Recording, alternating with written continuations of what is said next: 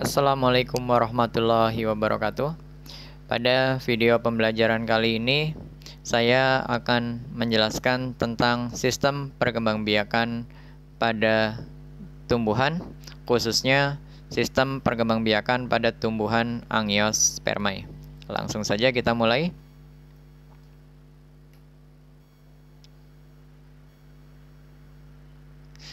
Perkembangbiakan pada tumbuhan Angiospermae itu secara umum dibagi menjadi dua, yaitu perkembangbiakan secara vegetatif dan perkembangbiakan secara generatif.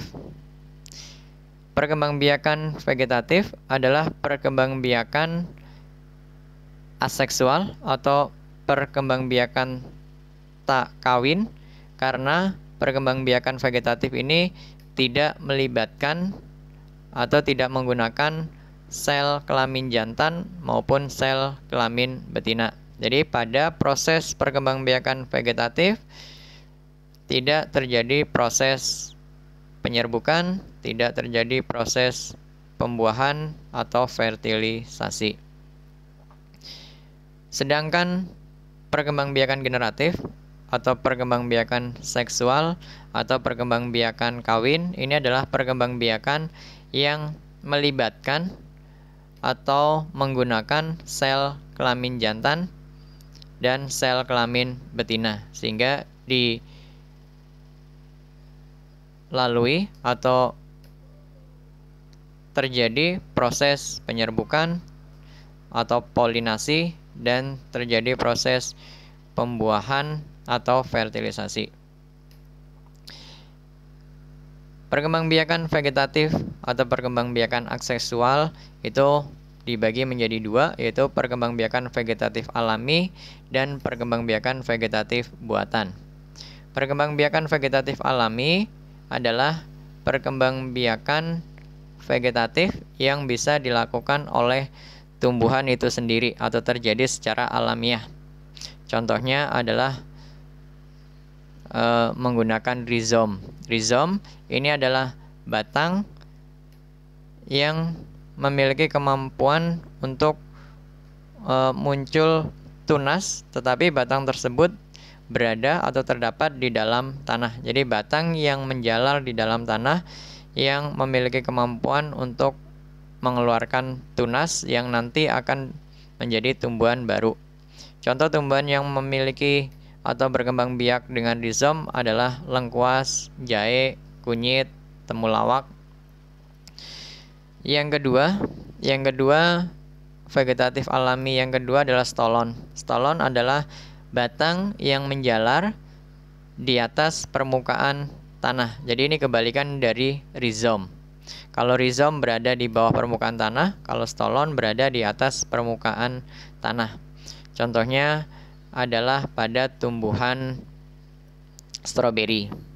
Kemudian yang ketiga, umbi lapis. Ini contohnya pada bawang merah. Umbi batang, contohnya pada kentang. Tunas, contohnya pada pohon pisang, kemudian pohon bambu.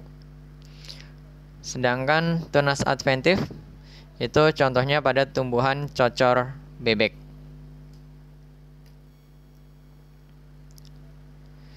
Berikutnya, perkembangbiakan vegetatif buatan. Perkembangbiakan vegetatif buatan ini adalah perkembangbiakan yang sengaja dibuat atau dilakukan oleh manusia. Yang pertama di sini adalah perkembangbiakan vegetatif buatan dengan cara stek. Stek ini langkahnya adalah dengan cara memotong batang dari pohon tertentu. Contohnya di situ adalah pohon singkong. Dipotong, setelah batangnya dipotong kemudian ditancapkan di tanah, nanti batang tersebut akan tumbuh menjadi pohon yang baru. Yang kedua, perkembangbiakan vegetatif buatan dengan cara merunduk.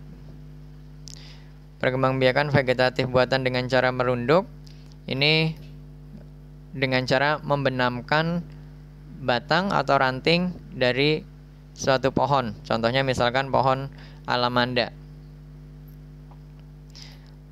batangnya dibenamkan atau dimasukkan ke dalam tanah, nanti batang yang berada di dalam tanah tersebut akan muncul akar. Nah, ketika sudah muncul akar, maka batang yang menghubungkan dengan induknya atau dengan tanaman induknya itu bisa dipotong, sehingga tanaman yang baru bisa tumbuh, muncul menjadi individu yang baru.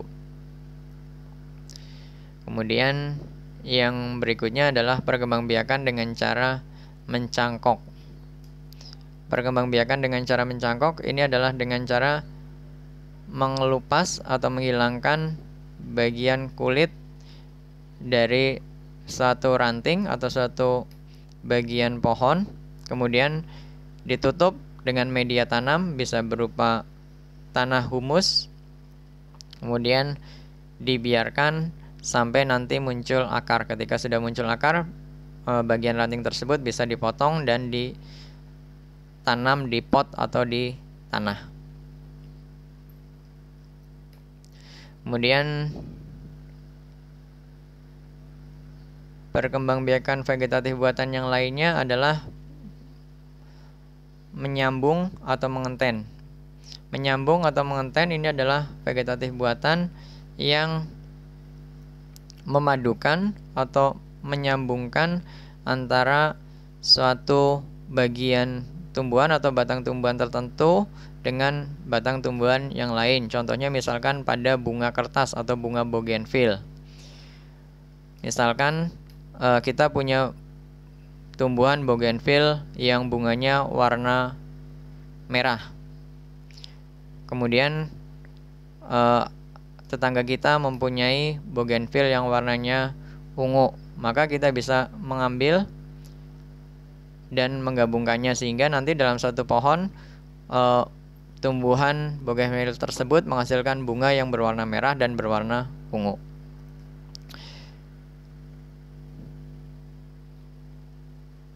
Atau bisa juga perkembangbiakan vegetatif buatan yang lainnya adalah dengan cara menempel atau okulasi.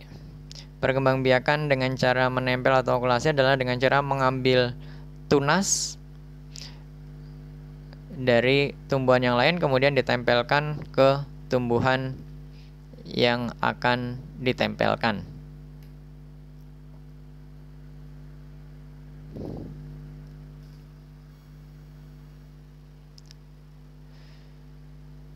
Berikutnya adalah perkembangbiakan generatif.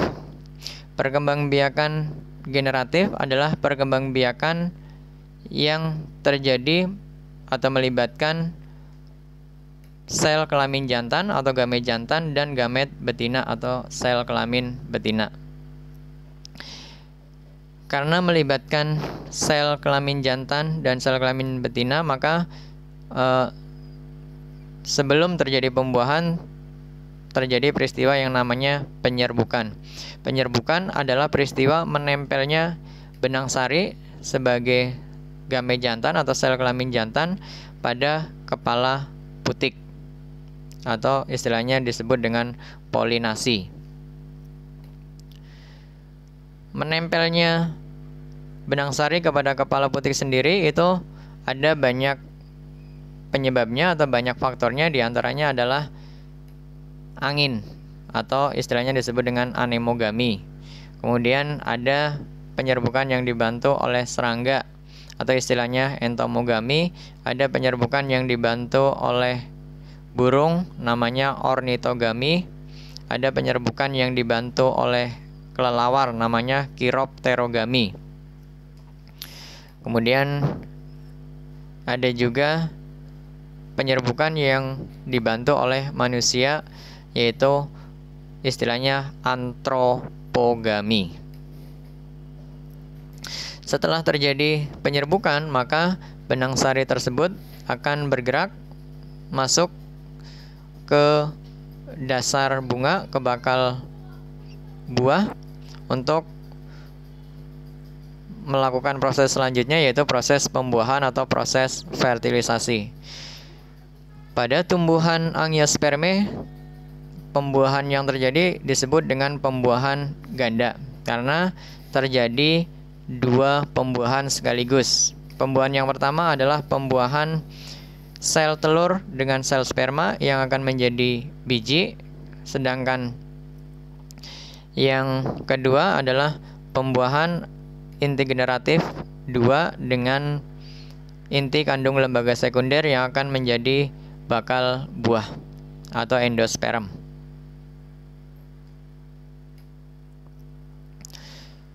Kemudian setelah terjadi pembuahan maka akan terbentuk biji.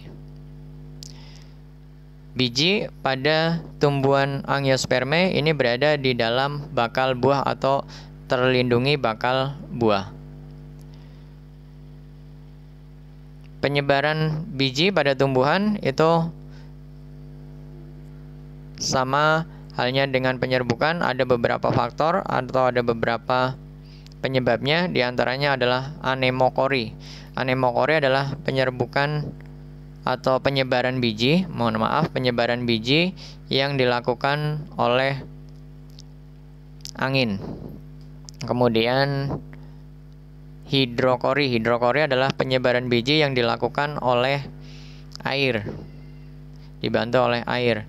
Zookori. Zookori ini adalah penyebaran biji yang dibantu oleh hewan. Ini ada yang dibantu oleh serangga, istilahnya dengan nama entomokori. Kemudian ada yang dibantu oleh kelelawar, chiropterokori. Ada yang dibantu oleh burung, ornitokori. Ada yang dibantu oleh mamalia, namanya mamokori. Dan ada juga yang dibantu oleh manusia, antropokori. Kemudian ketika biji sudah terbentuk dan sudah menyebar, kemudian jatuh ke suatu habitat atau ke suatu tanah yang mendukung, maka dia akan mengalami proses perkecambahan. Dan dari proses perkecambahan nanti dia akan tumbuh menjadi pohon atau individu yang baru. Jika biji tersebut jatuh atau terdapat di tempat yang tidak mendukung atau tidak bisa untuk tumbuh, maka biji tersebut akan mengalami dormansi sampai lingkungannya mendukung untuk tumbuh menjadi pohon atau tumbuhan yang baru. Demikian video pembelajaran kali ini. Terima kasih. Wassalamualaikum warahmatullahi wabarakatuh.